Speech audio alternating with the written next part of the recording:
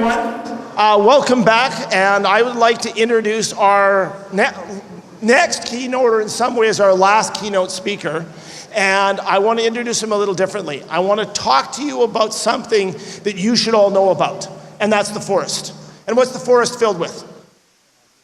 Trees, of course, but what kind of trees?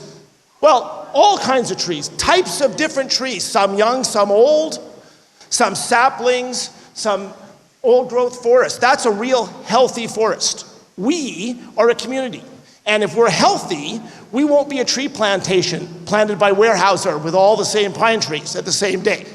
We'll instead be a real forest that will be filled with saplings and middle-aged trees and old trees. And the bigger the tree, what do a bigger tree supply? Shade, of course. Right, and that's what our masters are. Guys like Morse and Dave Westacott and Ray Mears, their shadows are really, really big. Other people have a little bit less because it depends on what species of tree. It tells you what kind of shadow you actually have. Now, let's talk for a moment about that little sapling in the forest. In the boreal forest, you get a little spruce sapling. How does it live? What does it need? You should all know this answer. It needs shade. It lives in the shade of what? Those big poplar trees. And eventually, that tree will grow up, won't it? It'll get up above the canopy and it'll stick its head up and it'll look around. Well, I want to talk about somebody who's done that, who started as a sapling like everybody else and grew up and stuck his head out. And that is Paul Kirtley. Paul is really not a sapling anymore. He's grown up. He's a full-size tree. More importantly, he runs an outdoor school. He's got an incredible podcast. He researches and lives what he does. But I think more importantly, and how I met him long before he ever came here and long before I ever saw him, was that he shares information. And he shares the information he has. Just like Morse and Ray and Dave Westacott and all the rest of these people that we came here to talk about. And I have the honor and the privilege of asking Paul Kirtley to come on stage and talk exactly about that.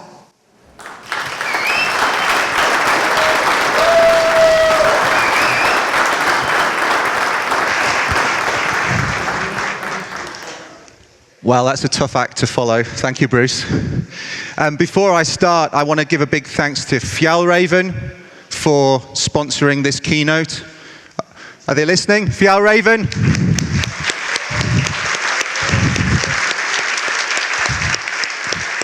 And particularly the guys in the local stores here who were the ones who were integral in making that happen. So thank you, guys.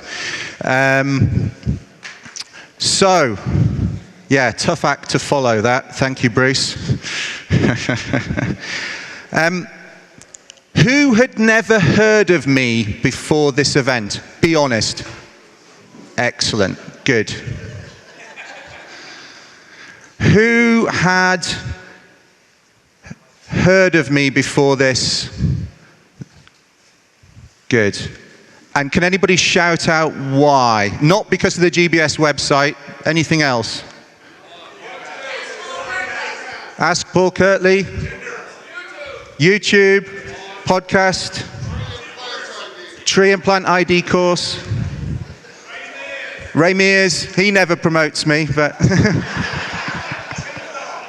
Tinder, ah yes.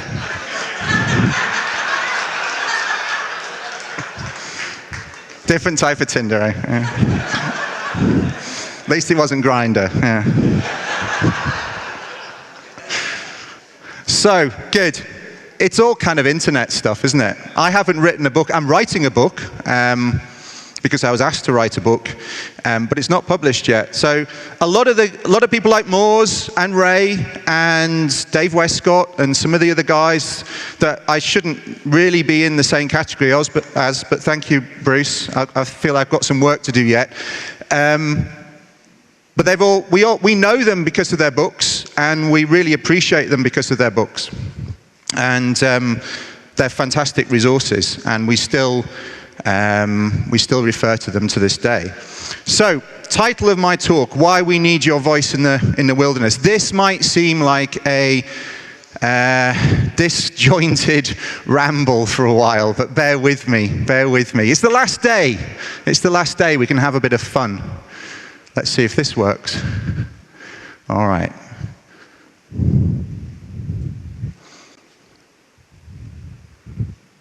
Or do we want to change the battery in that, perhaps?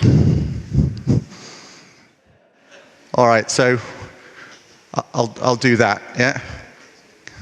Good. So all good presentations, apparently, according to presentation experts, start with once upon a time.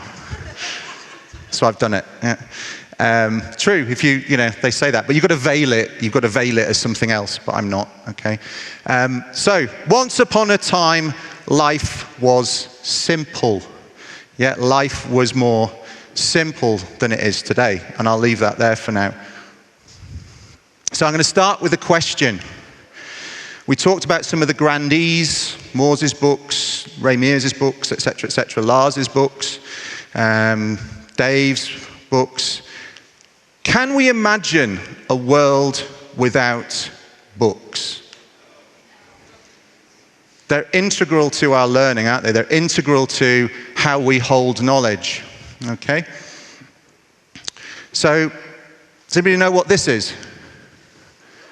It's a book. Yes, well done. It's one of Gutenberg's Bibles. Yeah, and Gutenberg invented the printing press. Okay? And before that, it was monks in monasteries scribing knowledge, and there were not very many books, and certainly not many people had access to them, and most people couldn't even read. But this changed things, this technology. Okay, but people didn't like it very much. A lot of people thought it would be the death of oral tradition. A lot of people thought it would be the death of storytelling. They clearly hadn't heard about Netflix. Yeah. You know, we're still surrounded by stories, so that didn't happen. Yeah, and we still sit around the campfire and tell each other stories. There have been lots of stories this week, and tales and recounting of old deeds and exploits, and we had the guys last night talking about 1995 and some of the stuff that maybe should have stayed in the sauna that didn't, but all of that. But people didn't like books to start off with. And next one, please. This is a fictionalization of the type of conversation that went on, and it's in a book called The Justification of Johann Gutenberg by Blake Morrison, and it is fictionalized because we don't know a huge amount about Gutenberg, but we know that the monks didn't like what he was doing particularly, and I'll read this out to you because I know you probably can't see it from the back, but the abbot that he was talking to, the head monk, basically says, the word of God needs to be interpreted by priests, not spread around like dung. Yeah? And Gutenberg says, well, I do not wish to despoil the word. And the abbot says, but it will happen. To hand it about to all and sundry is languorous. Would you have ploughmen and weavers debating the gospel in taverns? And that is a characterization of the attitude at that time. Yeah, people were really not that keen. Okay? And Elizabeth Eisenstein, in her book, The Printing Press as an Agent of Change, writes this. I know there's a lot of words in this presentation so far. We should note the force, effect, and consequences of inventions which are nowhere more conspicuous than in those three, which were unknown to the ancients, namely printing, gunpowder, and the compass. For these three have changed the appearance and the state of the world. So the printing press is up there in important and change-making innovations. On to another cultural reference point from Gutenberg's Bible to Wayne's World. Who's seen Wayne's World? Come on. See, cultural reference point. Party on, dude. Okay, do you all remember this scene where Rob Lowe, the nefarious guy, comes along and he speaks to Garth and he's talking about, you know, taking the show onto bigger things, and he's saying, well, we've never really talked, Garth. And what does Garth say? We fear change. It does. Yeah, we fear change. Next one, please. And this is going to, I don't have my clicker. Oh, just in time. Let's see. We fear change. We do. It's a human instinct. We don't like change. It unsettles us, makes us feel our foundations are wobbly. We don't know where we're going. We don't know what's going to happen. We start speculating about things. We kind of feel more comfortable in our little comfort rut. But the interesting thing about Wayne's World, in the 70s and 80s, it was quite novel for people to be producing their own shows on public access television. As a concept now, that isn't unusual at all. Yeah, we've got this thing called YouTube. Yeah, as a concept, people producing their own stuff and putting it out there to the world is kind of, we've accepted it now. But, you know, Wayne's World, what they were doing was they were making a show in the basement and they were sharing their stuff. And that was a thing that only really started in the 70s and the 80s in North America. It never really took on in the UK. It was there in other parts of the world. But until the internet, it was a novel concept for most people. Okay, switching to bushcraft. I've got to put a bushcraft picture in. Yeah. I hope you can see that. It's the same photograph that I showed yesterday at a certain point in my presentation, and it's a pivotal thing for me. This is 2003, and this is up in the north of Sweden, not a million miles away from Jukkasjärvi, which is where the 1995 Survival Instructors Conference was, the symposium that Lars organized. This is 2003. This is on a course with Lars, and we built this lean-to and did a bunch of other stuff on the course. And after that course, directly after that course, was when Ray Mears offered me a job, basically, just to cut the story short. And so that was a real pivotal moment for me, because it marked the transition of me moving into teaching bushcraft rather than just being a student of bushcraft. Not that just really should be there, but I had been doing lots of courses, been practicing skills, but then I was offered part-time assistance job on some of the woodlaw courses with Ray Mears.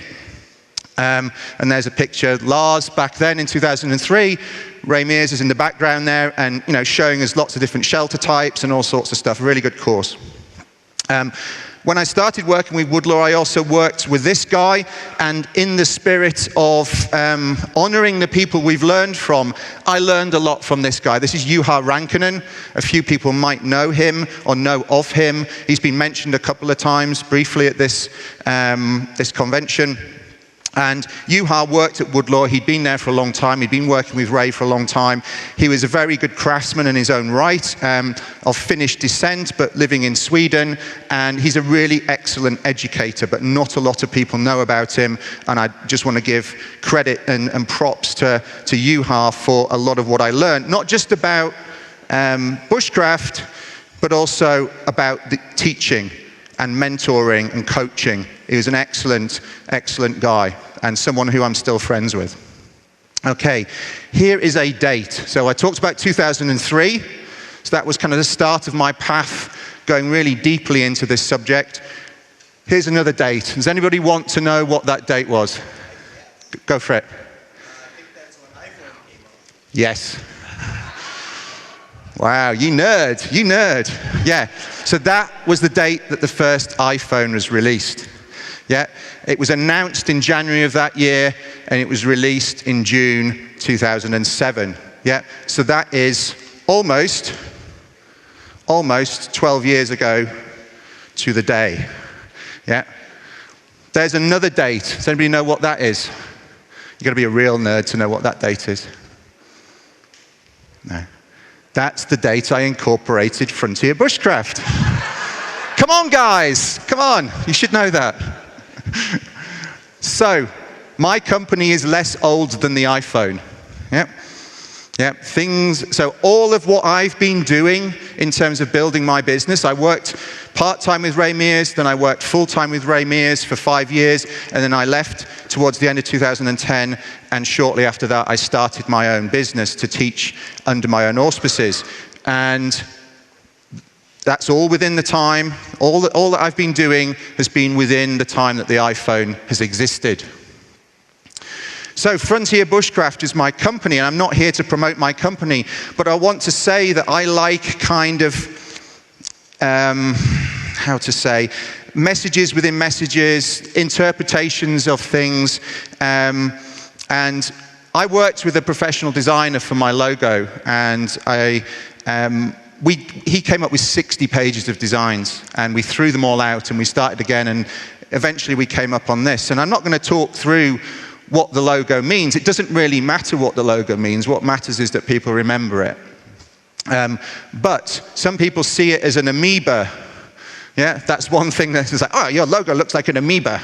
Looks like, and that's fine, as long as you remember it, I don't mind. But there are other meanings in there. There are 4 rings for a reason. There are 4 colors for a reason. It is of that shape for a reason. You can go away and speculate on that. But there are multiple different meanings within that, and that's something that appeals to me, like little Russian dolls, different things within. Now, before I set Frontier Bushcraft up, I read quite a lot about outdoor education, and this was a book that had some influence on me and my thinking. It's a book by Colin Mortlock called The Adventure Alternative, and that's Colin Mortlock there. And he was quite a far-thinking outdoor educator in the UK. Not a lot of people really know about him now, but that book was influential on me, and he posited this theory of different adventure states. So when he had people out, whether it was young people or adults, out doing adventures in the wilderness, in the wilds, he posited that there were 4 adventure states. And one was play, where you're kind of well within your comfort zone, you're just messing around, you're enjoying yourself. The next one was adventure, so you're starting to take things more seriously, you're starting to apply your skills a bit, and it does feel like an adventure. And that doesn't need to be huge, it could be a day trip, but it's an adventure. We're having an adventure. But you're within your capabilities, quite comfortably within your capabilities. Then there's this concept that he posited of frontier adventure, where you are right on the boundaries of your skill set and your experience, where if you get things wrong, things start to go downhill. Probably that's the point that Andre was talking about the other day, when the orange and the amber light start showing, where you have your resources and your skills are out of balance with the factors that are affecting you. And also Lisa talked about it yesterday when she talked about paddling, and she said that a stream that I might be perfectly comfortable with might drown her, and that's down to different skill levels. So this is a relative thing. It's not an absolute. It's relative to your skill level. So, somebody's easy rock climb is somebody else's like absolute near-death experience and horrible, and they just want to finish it. And it's the same with paddling. It's the same with a lot of adventures. Where you are in terms of your comfort zone is different for different people. And also where you are at the beginning of your outdoor career, with this, if you paddled the same bit of water or climbed the same rock face 20 years later, when you've got a lot more experience and skill and knowledge, it's going to be a different experience. It's probably going to be a lot easier, and you're going to be more inside your comfort zone. So frontier adventure is kind of where you're pushing up against your boundaries and finding out where your skills are, and beyond it, they're not.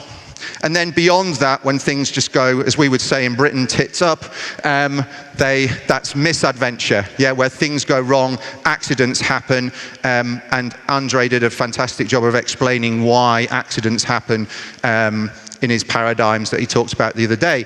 So that was what Colin Mortlock was talking about, and I was taken with this idea of frontier adventure, which is why I ultimately included it in the name of my company. That work was taken on later by Priest in particular, Simon Priest, but Martin and Priest, they wrote a paper and they incorporated it into this model here, where they were looking at risk versus competence. So just what we were talking about, and then they put it into this five-part model where you've got exploration and experimentation, which is kind of like play, adventure, peak adventure, which kind of broadly correlates to to that frontier adventure. But we've all probably heard of peak experiences, which was one of Maslow's concepts, and that was talked about before any of this, but it does kind of correlate to that peak experience. And as educators and leaders, that's often what we want to try and get our students to have, whether it's literally reaching the peak of a mountain, whether it's getting an ember with a bow drill for the first time, whether it's tanning a hide, whatever it is, where they feel like they've achieved something that they didn't necessarily think they could or was a lot of effort. And again, Lisa talked about that yesterday in terms of how these skills are transformative. So this concept of peak adventure, it doesn't have to be you going out physically hiking, canoeing. It's something where you are achieving something and you're working at the edge of your current abilities. And then beyond that, you've got misadventure, and then he splits that up into misadventure, where there is some slight injury, and then devastation and disaster. Okay, so that's the adventure experience paradigm. But anyway, that's all related to this as well, Yerkes, Dodson's law. And a lot of people think that as soon as you start getting put under stress, that your performance goes down. There's this saying that you descend to the level of your training rather than rising to the level of your expectations when you're put under stress. And that, to an extent, is true, but stimulation also helps. And yes, I did say stimulation. Yeah. Stimulation also helps. Yeah. I'm nervous up here. Yeah, my heart rate is up. I've got some adrenaline going around my body. Public speaking is not easy. I'm an introvert, believe it or not, I am. And I need to go and lie down in a darkened room after doing these sorts of things. But stimulation raises your performance to a level, to an extent, often. But then it depends on the complexity of the task that you're undertaking. Yeah, so some things you keep getting better at the more stimulated you are, and you can be more focused. Whereas, in fact, in a lot of circumstances, it would just be boring if you weren't stimulated. Yeah, whereas difficult tasks that are complex and require a lot of cognitive processing, you tend to reach a peak after a certain amount of stimulation, and you tend to go downhill. And that's, to a certain extent, why training is important, because it shifts the top of that curve. But that's all related to what we're talking about. This, it's relative to your skills and your experience, not fixed. This concept of frontier adventure. But anyway, frontier adventure. I'll do that quickly. So basically, this is what he said. Yeah, and so, we're at a conference about outdoor education. I'll get some outdoor education stuff in here. The person has fear of physical harm or physical or psychological stress and no longer feels a complete master of the situation. He or she feels, however, that he can, with considerable effort on his part and given luck, remember Andre talked about luck the other day, overcome the situation without accident. He accepts that his skills are about to be tested. He is conscious of a definite degree of uncertainty as to the outcome and feels, as it were, poised on a knife edge between success and failure. If he succeeds, he has experienced what I would term a frontier adventure. So that was something that was very much in my mind when I started teaching. I want to push people. It doesn't always make them comfortable. It's the way that I approach my own training. It's the way that I try to spend most of my training time on things I'm not very good at. It's not comfortable. We all enjoy doing things that we're good at. If we're good at bow drill, we like doing bow drill all the time. If we're good at tanning, we like tanning all the time. If we're good at carving spoons, we like doing that all the time. We don't like doing things we're not very good at, particularly when we get to adulthood. When we're younger, we tend to be happy to do anything and try and fail. But as we get older, we tend to get a bit stuck in a rut. So one of the ethoses that I work in is that I want to push people outside of their comfort zone, and that's really embedded in what I do and how I teach it. Other definitions of frontier, these are in the Oxford English Dictionary: the extreme limit of settled land beyond which lies wilderness. And we've had people talk about frontiersmen, we've had people talk about the frontier. Lisa talked about the frontier yesterday and the frontier closing, and people like Frederick Russell Burnham going off to the Boer War instead. we have this concept of frontier, which is tied to bushcraft and going out into the wilderness and beyond civilization. That is very much tied up in why I called my company Frontier Bushcraft. And also the extreme limit of understanding or achievement in a particular area. Now, while I am not arrogant enough to say that anything that I do is the extreme limit of achievement, I want to push my students in that direction, that they achieve as much as possible. So like I say, I like things wrapped up, a story wrapped up within an idea, wrapped up within a name. And believe it or not, all of that went into me thinking about what to call my company. And that's why it's called Frontier. So that's my ethos of outdoor education. And it's wrapped up. But as I say, I grew up as a business owner, as an educator in the digital age. Yeah, the iPhone is 3 years older than my company. And the world has changed. Yeah, it's a different world. Even compared to when I started doing courses, I accidentally found out that Ray Mears ran courses. This was back in about 1997, 1998. I was aware of Ray. There used to be a catalogue in the UK from a company called Survival Aids, and they used to sell all sorts of survival equipment. And in there was a Wilkinson sword survival knife, which I lusted over as a teenager. It was expensive, it looked the part.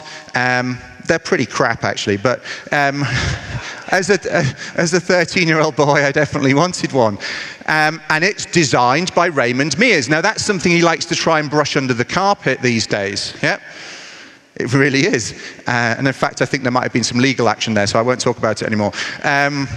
But the point, Lisa showed Ray's survival handbook yesterday, the green book with the yellow on the front. The page, the inset page that was shown on that slide had a number of knives, and one of those knives was that Wilkinson sword. Anyway, so Survival Aids catalogue that used to come through the post, pre-internet, used to have to mail off, advert in the back of a magazine, mail off, get this catalogue, flick through, look at all the gear, none of which I could afford as a 13-year-old boy. I ordered some waterproof matches, I think. That's about as much as I could afford. But I was very much interested at that age. But anyway, roll forwards about 10 years, and I was looking at a website that listed outdoor equipment. This is in about 1998. And there was some links to some outdoor schools and survival schools. And one of the survival schools was one that Patrick mentioned in his keynote the other night, the one that he went to initially with the ex-SAS guy, Mick Tyler, I think it was. And I looked at that, and I also then discovered that Ray Mears had this school called Woodlaw. And the Woodlaw website at that point, and he did have a website, was 2 pages. And it basically said, we do this kind of stuff. And then the next page said, this is our PO box. Write off to this PO box and we'll send you a brochure. Yeah, that's what the website was 20 years ago. Yeah, it was 2 pages. It was like an advert in the back of a magazine. So even though it was a new medium, the old thinking of like putting an ad in a magazine was kind of there. Anyway, I wrote off for the brochure. I got a nice little brochure, looked at all the courses, and eventually that's why I started doing the courses at Woodlaw. But the world has changed since then. This is the conversation between Dale and Dave that Lisa was referring to yesterday, the bumping heads thing. But one of the things that Dave said in that presentation was that back in the day, he used to spend X amount of dollars on magazine adverts, and that got him the students that he needed. Yep. But that's not the world that we live in anymore, unfortunately, in some ways. Or fortunately, in other ways. We can talk about that. And that's no criticism of Dave at all. I'm not saying that. I'm just saying that the world has changed. Okay, so all of us in this room have probably got 2 primary concerns. Yeah, there are some people here that are maybe not involved in outdoor education, but the majority of the people here are in some way involved in outdoor education. And I would say we've got 2 primary concerns, business and education. Some people here own their own businesses, or they're sole practitioners, and they are basically reliant upon getting enough students to make enough money to do what they're doing. They may be supporting that with other work, it may be a part-time role, but there are plenty of people here who have their own businesses, and I'm one of them.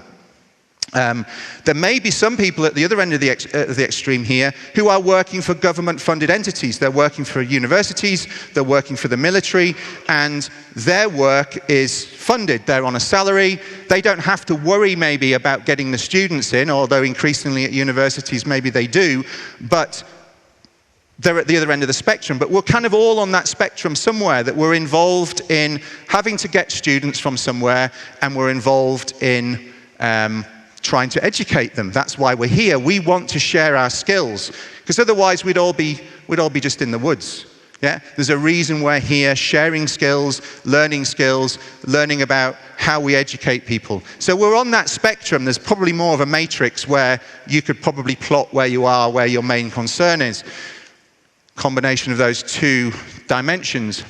Okay? Now this is what we are competing for in this day and age. Yeah? And I don't consider anybody in this room a competitor.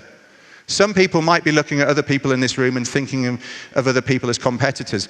Now, this will come out sounding hugely arrogant, but I don't care about any of you as a competitor. Yeah, I don't care. I don't give a beep. Yeah, I really don't. Yeah. The reason I don't is because I think there's enough for all of us. Yeah. There's enough for all of us. Yeah, there is enough space for all of us. Yeah, but what we are competing for in the wider world, not maybe a bit with each other, but that's fine. We can help share each other's stuff. But we're competing with Netflix. We're competing with Amazon Prime. We're competing with books. We're competing with games. We're competing with Tinder. We're competing with everything that's out there. Yeah, we want to get our teachings in front of other people. And before we get them in the woods, around a campfire, on a canoe trip, we have to get their attention. And we're competing with all those other things that are going on out there in anybody's life. You know, what's going to be for dinner? What's going to be, what are they going to do for holidays that year? What are they going to buy when are they going to get their kids' new school uniform? People have stuff going on in their lives. And what we need to do so that we can share what we know with them is we need to get their attention. That's what we're competing for, to an extent with each other, but more broadly and much more strongly with the rest of the world. Okay, so here's a bunch of dates, and you probably can't see those. Okay, you probably can't see those. Right, Dale is the date nerd, so let's see if he's just proven that he is the date nerd. Okay, so these dates go back about 20 years. September 1998, I'll run through these quickly. September 1998, any ideas? Incorporation of Google. What would we do before Google? How did we get information? Yeah, August, yeah, we read books and magazines and things, yeah, I know, but the world has changed. Blogger, 1999. January 2001, iTunes, which apparently they're going to shut down soon and split out into other things, but anyway, but that's 18 years old. LinkedIn in 2003, WordPress in 2003. Who has a WordPress blog or a WordPress website? Yeah, more of you should. Anyway, we'll talk about that. Yeah, Flickr. That came out of a gaming platform. Anybody post photos on Flickr? Some people, all right. Vimeo, the video hosting. YouTube started in February 2005. Yeah, within the time that I've been working as a bushcraft instructor.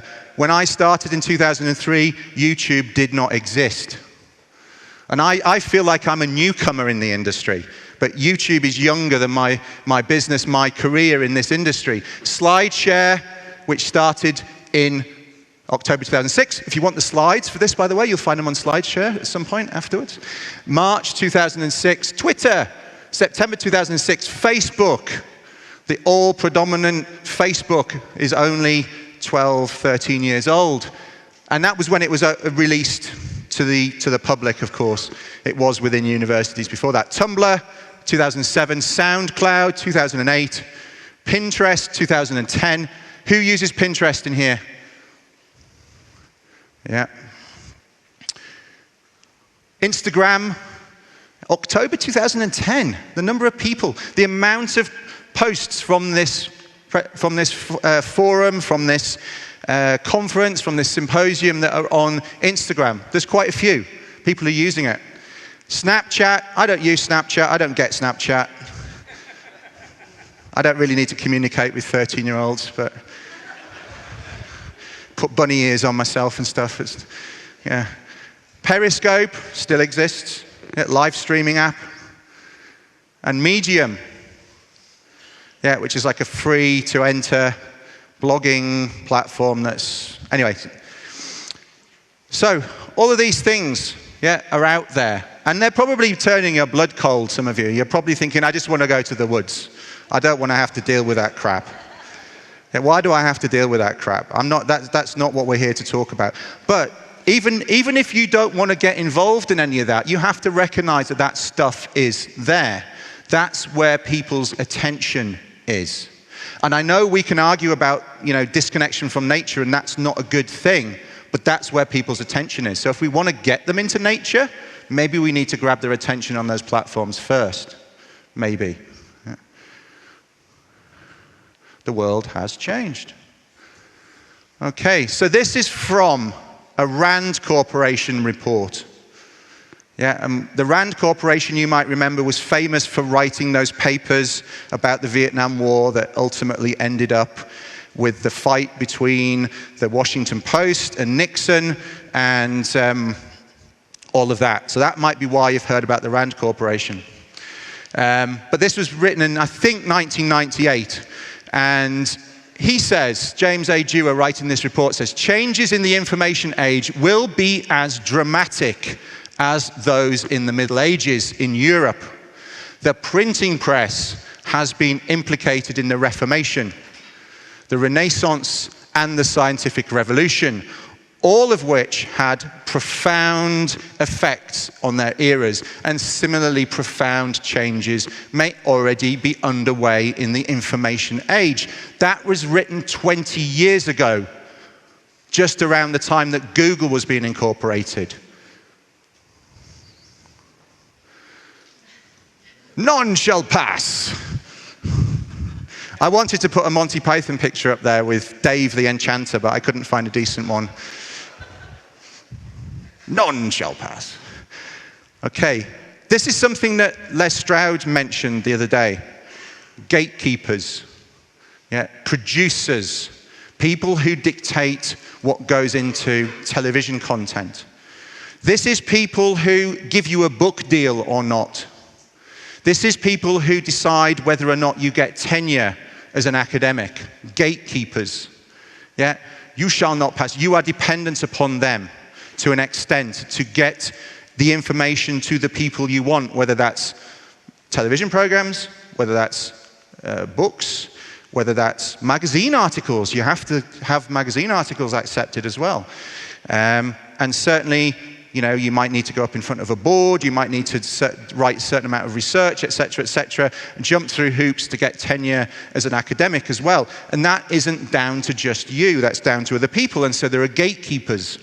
But this unsettling information age that we live in means that we have this going on, disintermediation.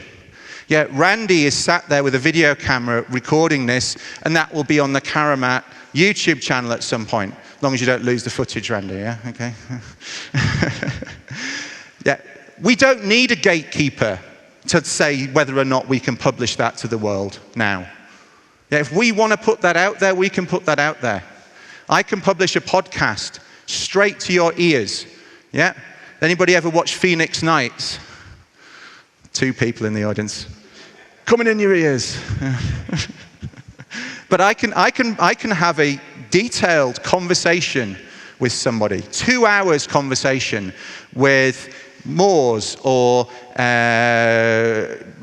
Alyssa Crittenden or Miles Irving or Lou Rudd or any of these people that you might not have heard of, but some people have. And some of you will be interested to hear what they have to say because it relates to what you do. But the wider public are not interested. Yeah, as Les Stroud said the other day, everyone outside this room thinks we're weird.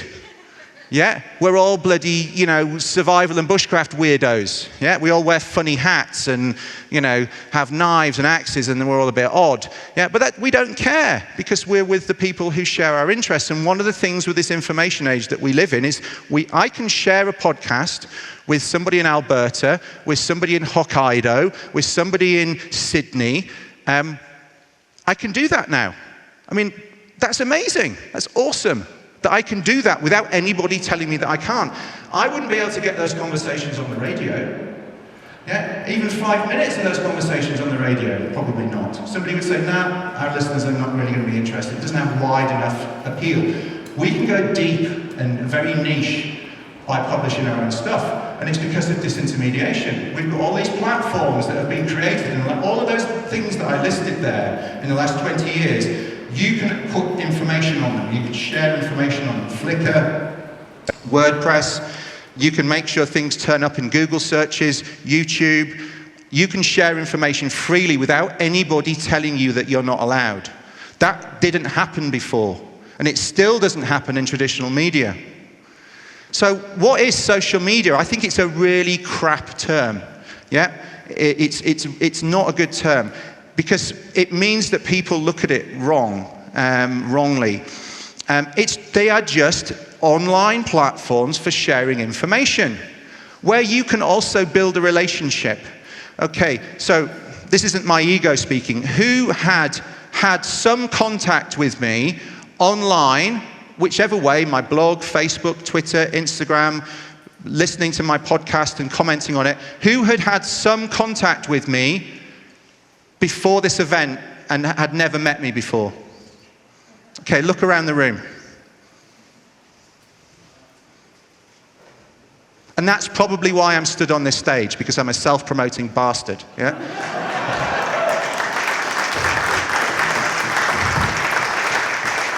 But actually what I'm not promoting is myself. If you look at most of my stuff, I am not promoting myself at all. I'm sharing information. I'm sharing my knowledge, I'm sharing my experience, I'm sharing other people's knowledge and experience. I'm not even being selfish about it. Yeah? If Kevin Callan's got a new book out, I'll share it with my followers. Yeah? Now that I've got Bruce's book and I'll see it, I'll recommend it to my followers. Yeah? I will get people on my podcast and I will share their work, I'll share their ideas, I'll share their thoughts, I'll put links to their websites, I'll put links to their courses. I am not at all selfish about it, because there's enough room for all of us, I think. So social media is a way that you can share stuff and you can build relationships with people. Yeah? And if you see it in that positive light, you can do good. Yeah, we want to do good in the world. Yeah, most of us do. There are very few psychopaths in the room. There's probably a couple, but most of us want to do, statistically, there's probably a couple. Yeah.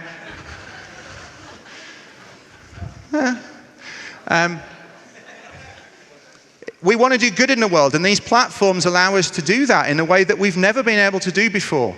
The platform, but we sit there and we denigrate YouTube, we denigrate Twitter, we denigrate Instagram, we denigrate Facebook. Yeah? The platforms are not the problem. Yeah? It's the content that's on there that we have an issue with.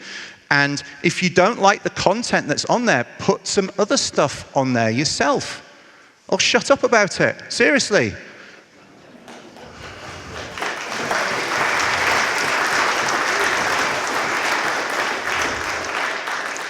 Thank you. YouTubers. The dreaded YouTuber. I've heard people talk about YouTube and YouTubers a lot. Yeah. I'm not going to mention any names because that's not the agenda. But the point I want to make is that these are top bushcraft and survival related YouTube channels, mainly in the UK and the US and Canada. Yeah, I haven't included some of those weird kind of Filipino ones where they're all sort of sat naked eating chickens and it's all a bit odd, if you've seen those ones. You know the ones I mean. They've got 3 million subscribers for like sharing a chicken. I don't really get that at all, but anyway. These are mainly UK, European, Canadian, US channels. Yeah, so within the countries that are represented here, there's a lot of Canadians, there's a fair few people from the US, there's a fair few people from the UK, there's a fair few people from Europe. So within our representation, yeah, and these are the follower numbers, kind of 1,109,000. This was like 3 days ago I got these numbers, yeah. 1,197,000, 988,000, 668,000, 556,000, etc., etc., etc. The lowest number there is 83, nearly 84,000, yeah. None of those people are here. And none of you are those people. Yeah? So that's kind of the problem. Yeah, that's kind of the problem that we're talking about. That when we kind of sniff around and complain about YouTube, that kind of sums it up for me. Yeah? Here's a nice little quote. "A little learning is a dangerous thing." That's by Alexander Pope, an essay on criticism.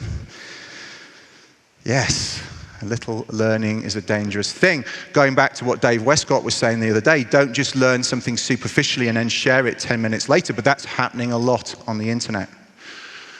Real knowledge is to know the extent of one's ignorance. That's attributed to Confucius. So there's a bit of self-awareness there.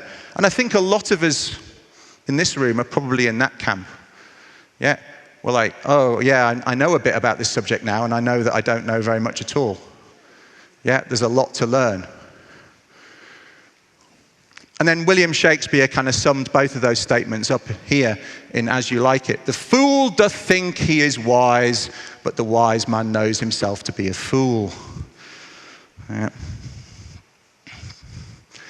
You might have heard of the Dunning-Kruger effect. It often gets shown like this. Okay, and this is one representation of it. On the axes there, if you can't see that, you've got on the x-axis, on the horizontal axis at the bottom, you have competence. Competence. And up the side, you have confidence. Confidence. And you can see basically that confidence goes up at a low level of competence. When you first start doing something, you go from not knowing anything to knowing 100% more than you knew 5 minutes ago, 200% more than you knew yesterday, 500% more than you knew at the beginning of the course at last weekend. You feel like you've learned a ton because you've gone from zero to something. Yeah, so your confidence goes up massively. But then, and this isn't quite a perfect representation of Dunning-Kruger effect, but we do see these things, okay? But this gets represented, this peak here, before you start realizing what you don't know. You know, we all talk about people who don't know what they don't know. That's that spike, yeah? And the top of that is called Mount Stupid, yeah? And I think there's a fair few people on YouTube that are climbing that mountain high, yeah? But it's not their fault. We all go through those processes when we're learning something. Yeah, and then we start to realize that there's actually a lot more here to learn, and there's a lot more nuance, there's a lot more skill than what we first realize. And then we drop down, and what tends to happen is that our confidence drops, even though we know more than the overconfident beginners. This is a better representation, really. So along the bottom, you've got novice, intermediate, expert. And up the side, you've got skill level in sort of percentage terms. Yeah, so low skill at the bottom, high skill. Okay, and really the proper representation of Dunning-Kruger is that experts have a better self-awareness of their own skill level. That's really what they said. Whereas beginners don't have a very good, they tend to overestimate their competence compared to experts. And that makes them overconfident. Okay, quick survey. Who in this room thinks they are a better than average driver? I would say it's probably more than half the room, yeah? And that's the problem. We all think we're better than average. Yeah, but we can't be, because otherwise the average wouldn't be where it was. Yeah, so that's another representation of the same thing. Yeah, so people are not always very good at placing themselves with their competence, and less competent people tend, particularly when they're neophytes, they tend to be overestimating where they're at. So those of us that know a bit more might think, well, I'd like to share more, but I don't know enough. So that's down to mindset. And one of the things that I talked about yesterday was, at the end of my presentation on the winter camping stuff, was this idea of instruction versus documentation. What I did yesterday in my talk was not tell you how to winter camp. Yeah, I said that at the beginning of my presentation, and I didn't do that. I didn't say this is how you should winter camp. I am not teaching you winter camping skills. What I did was document what we did in our journey into winter camping, with the snow trekker tents and the Black River sleds and the snowshoes, and going to the boreal forest in Sweden and then going to the boreal forest in Canada, but primarily in Sweden, learning their skills, reading lots of information. I didn't tell you how to do it. I just said this is what we did. Yeah, that's documentation. Yeah? And there's a lot of confusion about this online. Yeah? When people write articles, when people make videos, what are you trying to do? Are you trying to share what you're up to? Or are you trying to tell people how to do something? Yeah, and if you're not confident to share, to teach how to do something, you might maybe think about documenting, whether that's a magazine article. And actually, a lot of the best people in the world who are very competent, who are very experienced, who have a lot of knowledge to share, will still share their stories. Look at Andre's book. Andre, you know, his book is a book of, in a way, is a book of stories. Yeah, it's not a how-to manual in some ways. Yeah, so there's value in story. Yeah, people can still pick things up from you. And also remember, however far advanced you are, there is somebody that's a few steps behind you that might benefit from what you know. And then the other thing I would posit as well is that sometimes the real experts forget what it's like to be a beginner. No disrespect to the grandees, but they know so much that they don't remember necessarily what it's like to be a person that's 2 days into a subject. And some of you are closer to that. And you might have more perspective on that than some others. So don't think you don't have something to share. Yeah, but you don't necessarily have to be telling people how to do something. There are other ways that you can share your experience. And documenting what you do, the mistakes you make, the things that you learned from them is a way to do that. Yeah, if I share my stuff for free, what will I teach on my courses? This is something that I wrestled with for a long time. I started off sharing articles and things on my blogs, and I literally had students of mine write to me and say, you're sharing too much stuff for free. Literally, they were saying, you shouldn't be sharing, this was back in about 2010, you're sharing too much stuff for free. Okay, and it's an interesting conversation, but if you are still learning yourself, you will know more in 5 years' time, you will know more in 10 years' time. If you don't share anything of what you know now, you might be focused on something else in 10 years' time, and you never shared the stuff that you know now. Yeah? So if you're static, that this is an issue. Yeah? But it's based on a mindset of meanness and not sharing. Yeah? And one of the reasons we're here is to share. Yeah? So I would encourage people to share, because you're going to learn more stuff, you're going to have more experiences, and you will have more to share. This is based on a fear of not having anything to share tomorrow. By sharing what you know now, you will have more stuff to share tomorrow. If you stay in the business, if you stay in education, if you stay in as an outdoors person, you will have more to share going forward. So don't be afraid to share what you know. And the thing I've found is that the more I've shared online, the more students I've got. Yeah. So and even though they might be going over some of the stuff they've seen videos on, one of the things that we always say is, videos aren't enough. People should come and learn from an experienced instructor. Absolutely. So the two things are not mutually exclusive anyway. Yeah, if by you sharing some of what you know gets you more students, and then you can also go over that and consolidate that knowledge and actually maybe get them to a higher point than they would have been if they'd never seen the skill before. Yeah, because when I started learning bushcraft, there wasn't a lot of bushcraft and survival stuff around on television. I saw bow drill for the first time on a course thinking, wow, people can still do this. Whereas now it's just all over. But the thing about that is, maybe your students in the past would never have seen it before, but now they've had a go in their own backyard, they've tried it before. When they come on your course, you can take them to the next level. You can introduce them to other species of wood that maybe they haven't tried. You can tutor them to refine their technique. You can get them doing bow drill with natural cordage, maybe because they can already do it with paracord. Yeah? Don't feel like you have to keep everything secret until they turn up on your course. So I kind of got over this, but I had to change my mindset. I had to change my mindset from one of scarcity, where I'm frightened that I don't have anything else, and I'm frightened that if I share my stuff, other people will steal it and teach it on their courses, and et cetera, to one of abundance. There's more where that came from.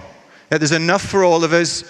There's more where that came from. I will have a different perspective tomorrow. I will have more experience and more knowledge next week. Yeah, so there's always more where that came from. So you might be thinking, what? Oh God, I've got to do all this social media stuff now, as well as teach and as run a business and organize the Global Bushcraft Symposium and, whatever else, write books and, oh my goodness. Well, you don't have to at all. You don't have to. I'm not saying you have to do this. If you're happy with where you are and you're happy with the state of the information that's out there, you don't have to do any of this at all. You don't have to do anything, even if you're not happy with the state of affairs. I'm not preaching that you should be doing this stuff. I'm just saying there is a massive opportunity, which a lot of people in this room are not taking. So, mindset again, have versus get. Have versus get. I have to write this blog post. I have to make this video. Oh God. Or I get to make this. I've got the opportunity to make this video and share something with the world. I've got the opportunity to write this book. I'm not discounting books. I've got the opportunity to write this book, which maybe I'll self-publish, because not just because of the gatekeepers, but because also they keep most of the freaking money. Yeah? So if you can fund a book yourself, you set up your own publishing company, you can fund it yourself. That's not what I'm doing with mine, by the way. But you can do that. Like I was talking to Kevin Callan recently. His most recent book about Algonquin is self-published. He set up his own publishing company. He invested his own money. He's already got it back, and he's making money on that book. Whereas if it was a traditional publishing deal, he wouldn't have probably even got the advance yet, even though it should have been with him 6 months ago. That's the way publishers work. Yeah, they don't like giving you the money. But my friend Ray Goodwin, he's written one of the best books, in my opinion, on a modern book on canoeing. When that book sells on Amazon, the royalty he gets via his publisher, it's a £16.99 book, £16.99. He gets 57 pence. That's the economics of traditional publishing for a lot of people. Yeah, so we have this opportunity where you can put stuff out. We're living in an increasingly disintermediated world where you can share stuff directly with your followers. Your followers. You need some followers. Yeah? But you don't need that many. You look at all those YouTubers and you kind of go, oh, 1 million subscribers. I could never get to 1 million subscribers. Maybe you couldn't. I've got 40,000 subscribers on YouTube, and that kind of happened by accident. Yeah, I haven't been particularly strategic about it. Some of those YouTubers are massively strategic, and fair play to them. Some of them work extremely hard. Doesn't mean to say the output's of good quality, but you've got to give them credit for working hard. Yeah. But we have this opportunity where we can share things with people. I would recommend you go away and find an article by Kevin Kelly. Kevin Kelly, I think it's at kk.org. Yeah, and it's called 1,000 True Fans, the article. He used to be the editor of Wired magazine, and he argues that you need 1,000 true fans and you can make a good living. Not a scraping by living, but a good living, if you nurture those fans properly. Go away and read it. You don't need 1 million people who sort of know who you are. You need 100 or 1,000 or maybe 10,000 people who love you and what you do. Yeah, even if the rest of the world hates you, it doesn't matter. Yeah, if you are adding value to somebody's life, that's a good thing. Yeah, reaching out, we've heard about reaching out and touching people and helping them. Yeah, if you can do that, do it. Yeah, and you have the opportunity. Yeah, you get to do that now, where you didn't before. You don't have to do it, but you've got the opportunity. You might be thinking, oh yeah, the internet, the market, the platforms are already saturated. I'm too late. Well, yeah, there is a first mover advantage in a lot of these things. Definitely is. Yeah, but Yeah, we're only just getting started, and that's one of the messages. I think we're only just getting started with this stuff. As much as we might be tearing our hair out about the internet and the information age, we're just getting started. Yeah. What about virtual reality? You know, all of these things that are coming along. It's not going away. It's not going away. Okay, so if you don't feel like you can work on your own platform, collaborate with somebody who's already got a platform. Yeah, I already have my platforms and I'm reasonably happy with them, but there's a guy in the UK called Mike Pullen who has a YouTube channel called TA Outdoors. Yeah, I like him. He's a school teacher. Yeah, he's an educated guy who's trained as a school teacher, and he's got quite a nice YouTube channel. I don't necessarily agree with everything he does on his channel, but rather than sit and complain about YouTubers, I engaged with him and I've made some videos with him. He filmed it, put it on his channel. Double bonus. His viewers get high quality content, high quality information, just in the same way as I would share with students on a course, which is great for his viewers. He earns a living off his channel. I get more subscribers, I get more students, I get more people as well. We both win.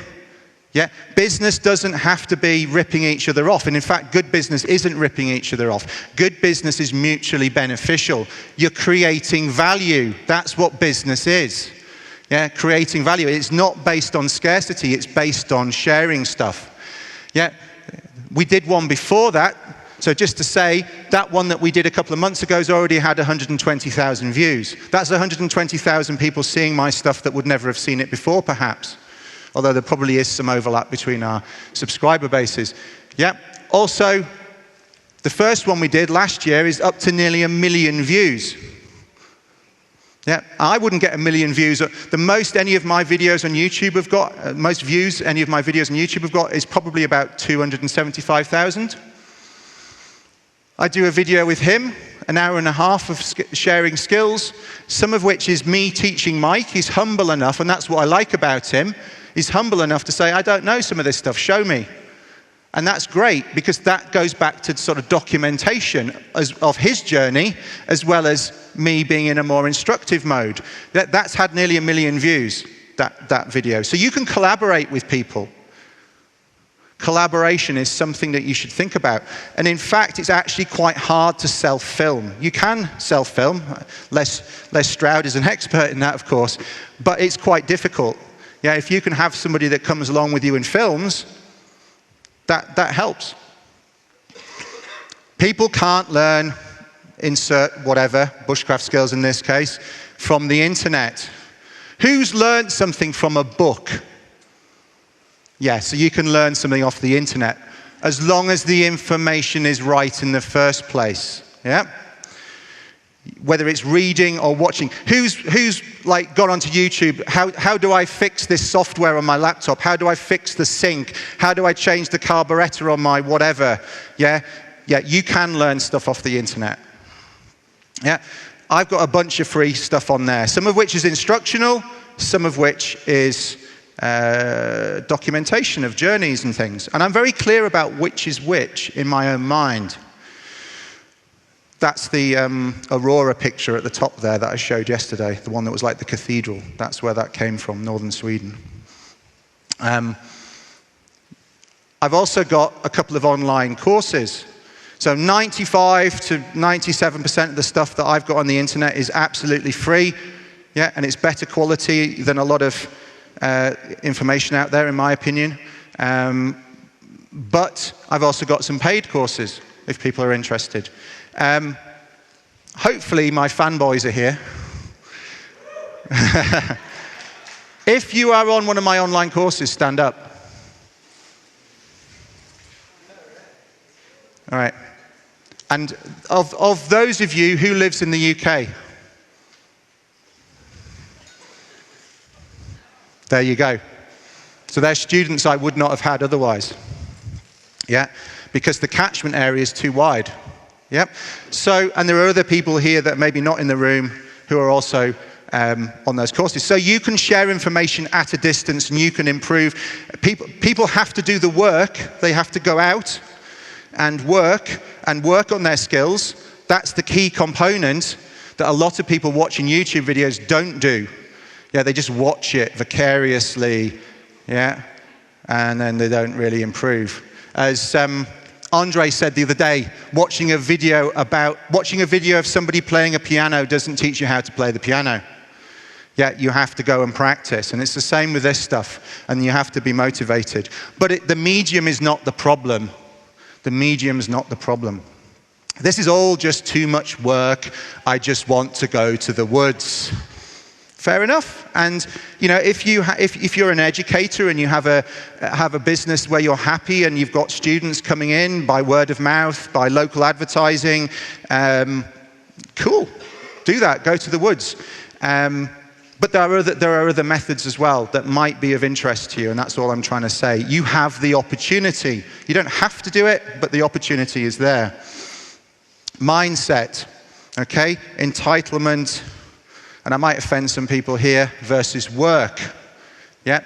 If you want, particularly if you're a commercial enterprise rather than an academic, if you want, but although I would still argue it's relative to academics, if you want students, you have to do the work.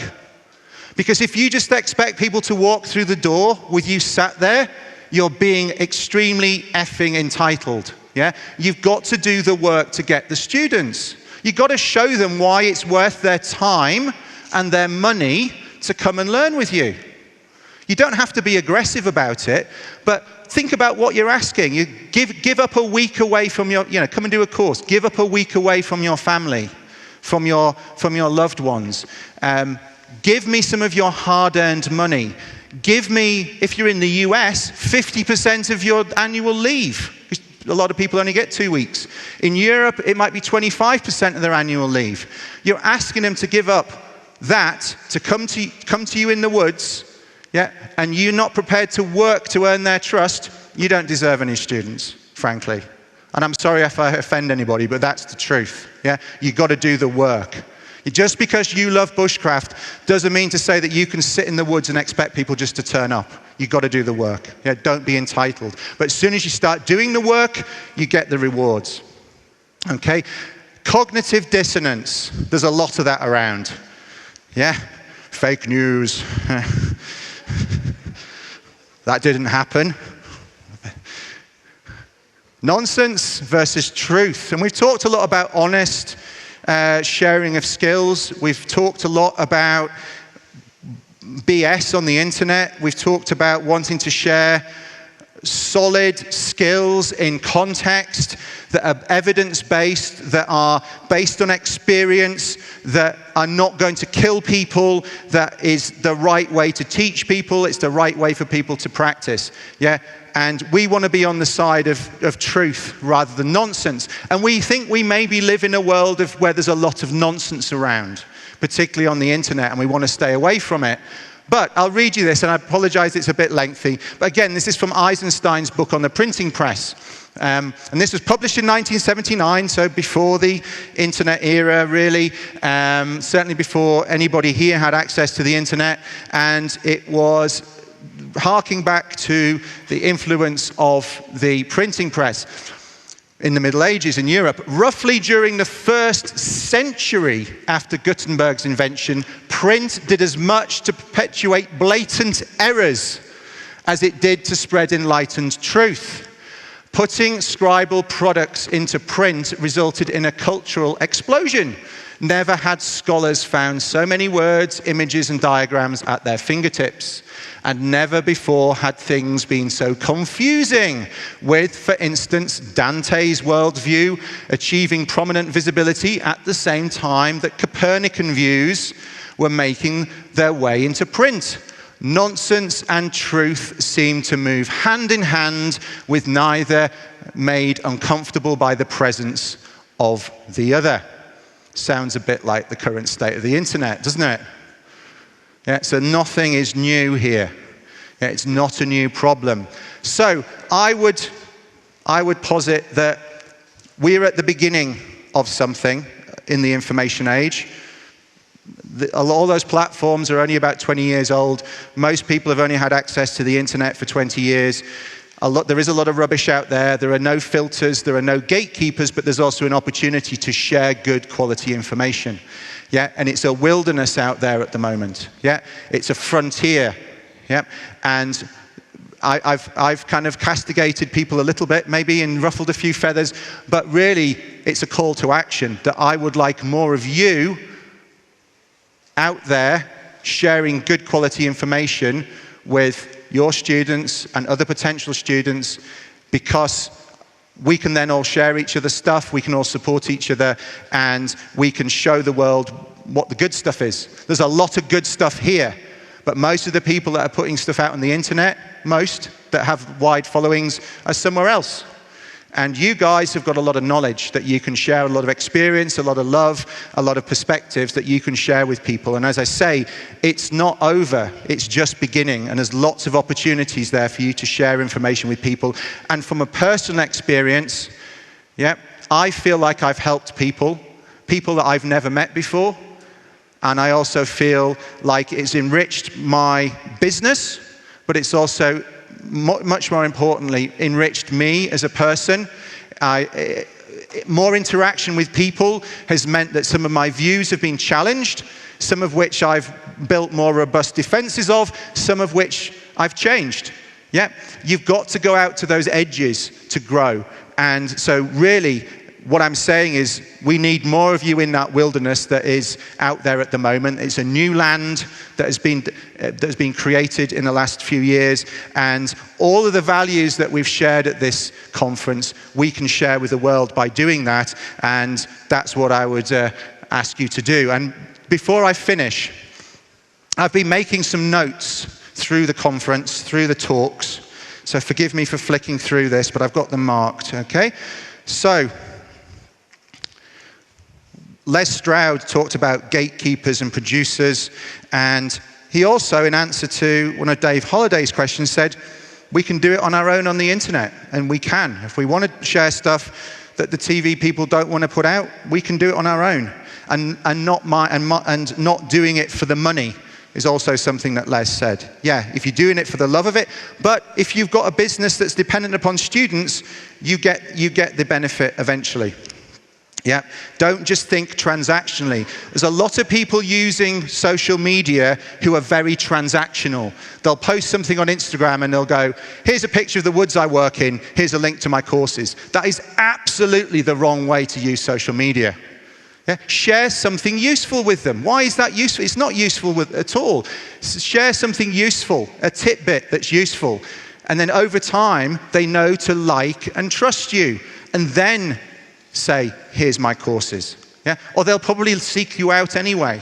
But if you just try and sell people all the time, it's like going into a bar. And this is a lot of marketers will say this, but it's a really good analogy.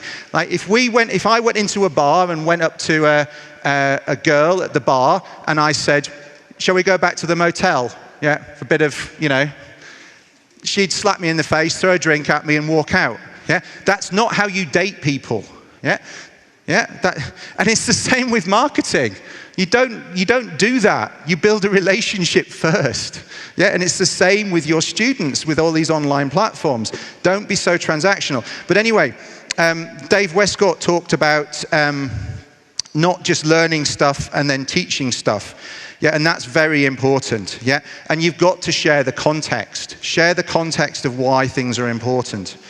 Yeah, I made the point about documentation versus instruction, and that's very important. You guys and girls know a lot more than many people what the source of this information is, that it's in Moore's book. So Mike Pullen, for example, that guy that has got nearly 1 million followers that I did YouTube videos with, I was talking to him about some skills, and I referred back to some of Ray Mears' television programs, which, I think, any bushcrafter in the UK worth their salt should have seen everything. I know the stuff off by heart. I watched it so much when I was studying with him and first working with him. Watched that stuff so much. He's not even seen it all. Yeah, so he doesn't even know what the source is. Yeah, a lot of people don't even know about Moore's book. They don't know about Ray Mears' book. They don't know about Lars's books. They don't know about Dave Westcott's books. They don't know about Larry Dean Olson's books. Yeah, but you do. Yeah? So when you're sharing stuff with people, say, I learned this from. Yeah, this comes from. Yeah? And then you start to help share that love around.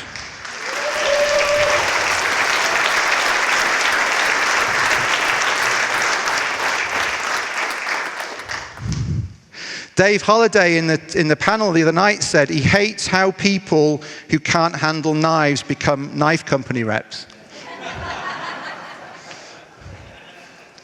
Well, maybe that, absolutely, but let's get more people who know how to handle knives, showing people skills. Yeah, you can do that. Dave Westcott said, and this is... Sorry, Dave. Dave Westcott said the other night, if it helps people get outside, do it. Yeah? So I think this stuff does help. I've had plenty of students come on courses because they've seen my stuff. I've had plenty of people this weekend say to me, one of the reasons I came to this event was because you were here. And that's not me, that makes me uncomfortable, frankly. Yeah, I'm not an egotistical person. That makes me uncomfortable, but it's also gratifying that they actually value what I have to share. So it proves what I'm trying to say, that people, if you can help people, you will encourage them to the right places. You'll get them outside. You'll get them to events like this. Andre said, be colorful, but also be serious. And you can be a showman, but also share important skills. Yeah, you can do that. And there are plenty of platforms where you can do that now. Again, Dave Westcott said the other day, elders of the tribe need to be recognized. Learn your history, and certainly do that. Please don't just jump on online and share stuff that you don't fully understand. But when you feel like you do, share it. Share it. Share what you know. The one contrary thing is something that Lisa said yesterday about one of the reasons, and I think this is why we have some dissonance with all of this stuff.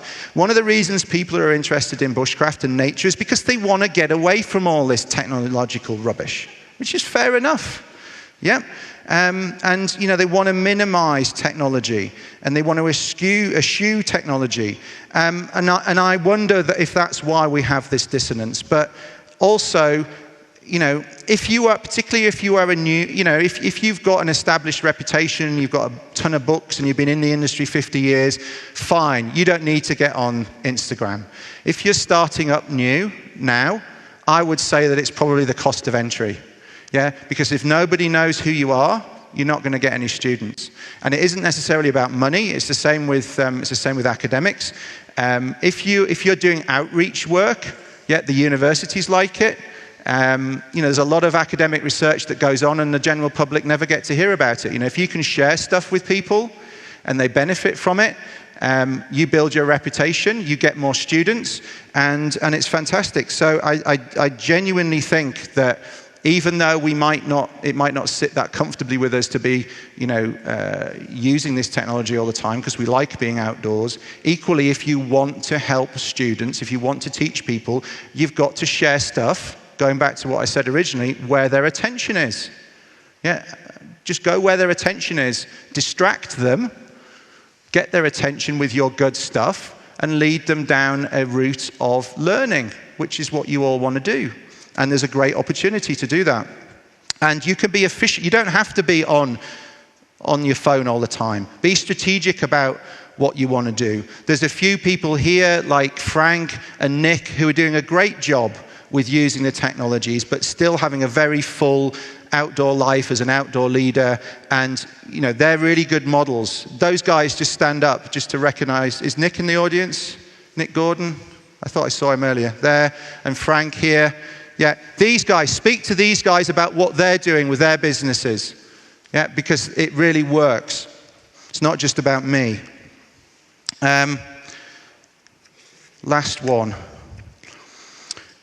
The 1995 panel last night said one of their motivations was to share information freely and this is something that Tom Lucian said, to improve all those we touch with what we teach. So that's really I'll just echo that as a call to arms. Get out there, share what you know, be confident about what you do know. There's a few of us in the room that can say, doing this stuff works, and I don't intentionally share anything that's crap. I might get feedback on it, which improves me, but I do everything with the best of intentions. I share other people's work. We can all support each other and raise the bar, because the bar out there at the moment is pretty low with a lot of the information that's on the internet. We can raise it massively if we work together to do that. So thank you for listening. Cheers.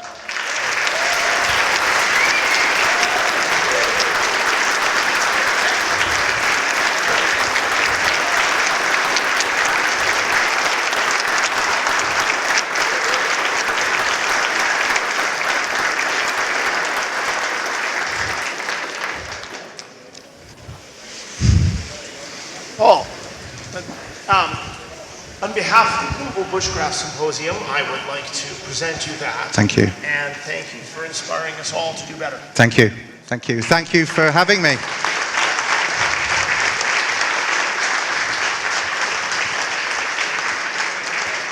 And I said it yesterday before my talk yesterday, but to say it again, thank you to everyone who was involved in organizing this. This has been an absolutely fantastic event.